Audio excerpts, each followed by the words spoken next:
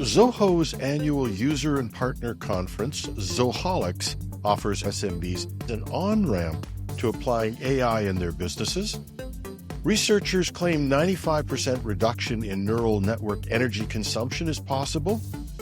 The Department of Justice considers breaking up Google after a monopoly ruling. And AI pioneer Geoffrey Hinton wins the Nobel Prize and takes a jab at OpenAI's CEO.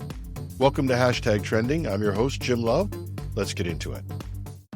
Zoho's annual user and partner conference, Zoholics, offers SMB an on-ramp to applying AI in their business.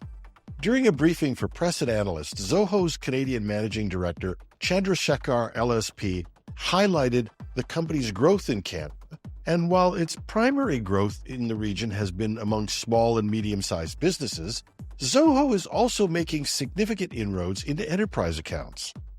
The company now boasts over 35 employees in Canada, most of whom are bilingual, along with a growing number of dedicated channel partners. Since 2023, Zoho's had its own Canadian data center and is poised for significant expansion in the coming years. Zoho offers a software suite with over 55 applications that can be purchased individually or integrated to allow seamless data sharing across the entire suite. The integration gives Zoho an advantage in analytics, even for smaller businesses, and provides a unique platform to bring artificial intelligence to the SMB market, reducing adoption barriers and making it possible for SMBs to start to take advantage of AI. One challenge for SMBs is knowing where to start. To address this, Zoho's AI evangelist, Ramprakash Ramamurthy, called Remy for short, unveiled a suite of narrow AI agents, AI-driven applications targeting specific use cases in areas such as sales, marketing, customer service, finance, HR, IT operations, legal compliance, and even facilities management. But by providing this portfolio of targeted AI applications, Zoho aims to make it easier for smaller businesses to achieve early, realistic results with their AI initiatives by tackling specific use cases within their companies. And as their needs grow, Zoho supports a choice of large language models, LLMs, like ChatGPT, Claude AI, and even Llama, while also developing their own large language model. Thanks to the integrated data structure of Zoho's suite of products, even a modest-sized business can leverage AI across their entire company's data, which remains securely hosted within Zoho's ecosystem. Now, Zoho has consistently differentiated itself with a highly competitive price point. One customer that I talked to said privately that they were able to access the entire suite of products for about the same cost as a single CRM application from another vendor. Now, this value extends to Zoho's AI offerings as well, which also makes it accessible for SMBs. But in addition to price, Zoho is also emphasizing privacy as a differentiator. Chandrasekhar LSP, Zoho's Canadian Managing Director, emphasized that Zoho does not use customer information to train its AI models.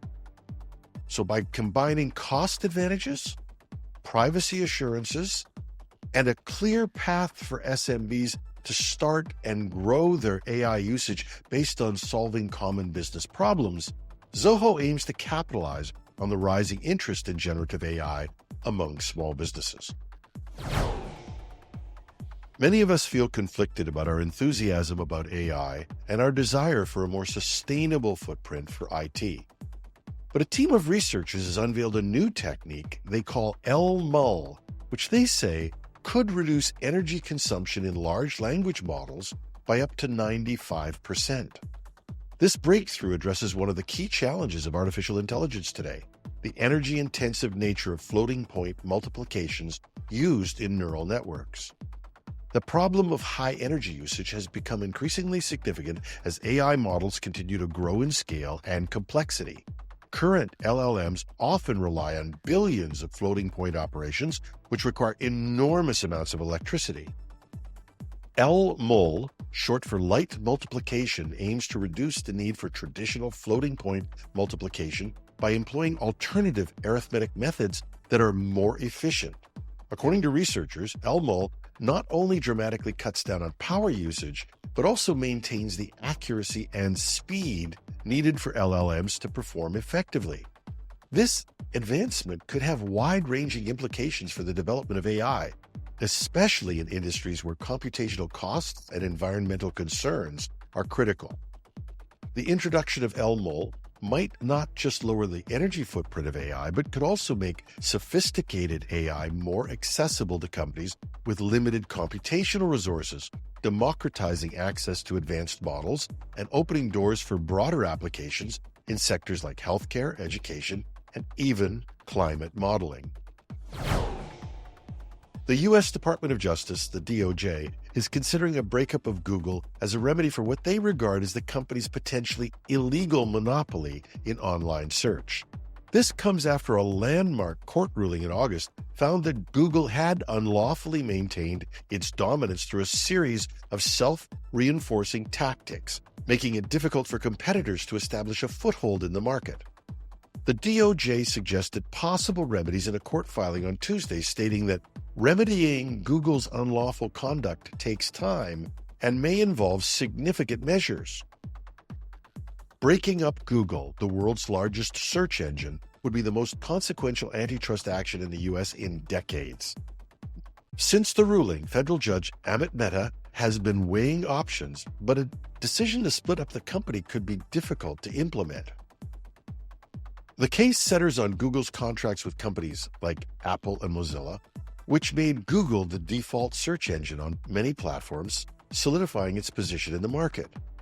The DOJ is considering both structural and behavioral changes to prevent Google from exploiting its other products, such as Chrome, Play, and Android, to further its dominance in search.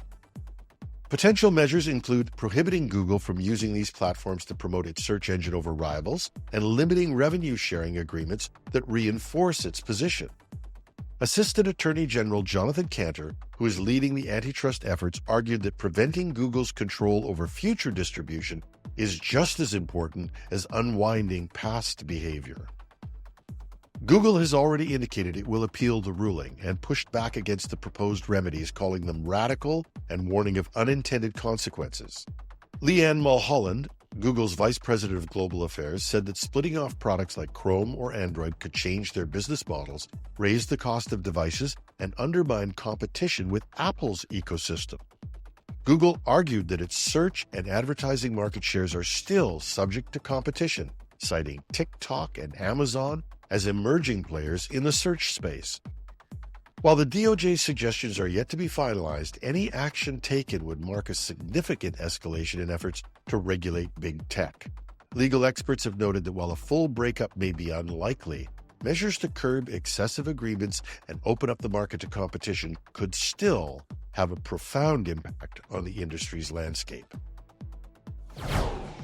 Geoffrey Hinton, often called the godfather of AI, made headlines again, not just for winning the 2024 Nobel Prize in Physics, but for using the opportunity to take a bit of a jab at Sam Altman, CEO of OpenAI.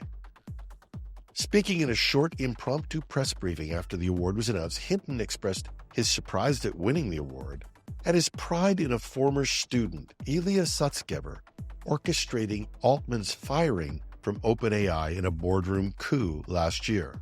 Though the firing was quickly reversed, the episode has left lasting ripples in the AI community.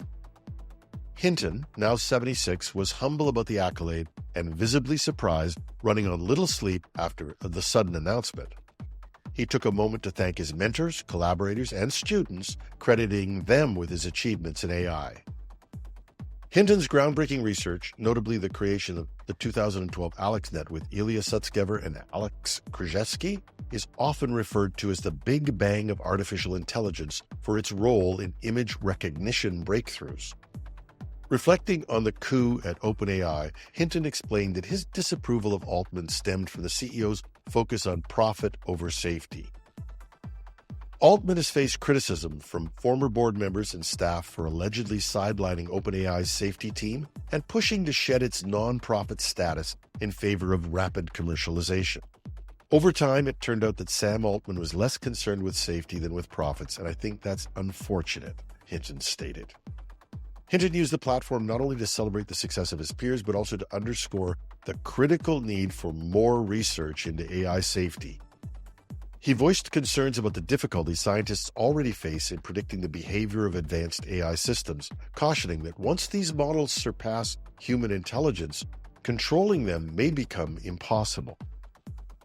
When we get things more intelligent than ourselves, no one really knows whether we're going to be able to control them, Hinton said, advocating for urgent efforts to align AI development with human safety. And that's our show for today. Thanks for tuning in. You can reach me at editorial@technewsday.ca. I'm your host, Jim Love. Have a thrilling Thursday.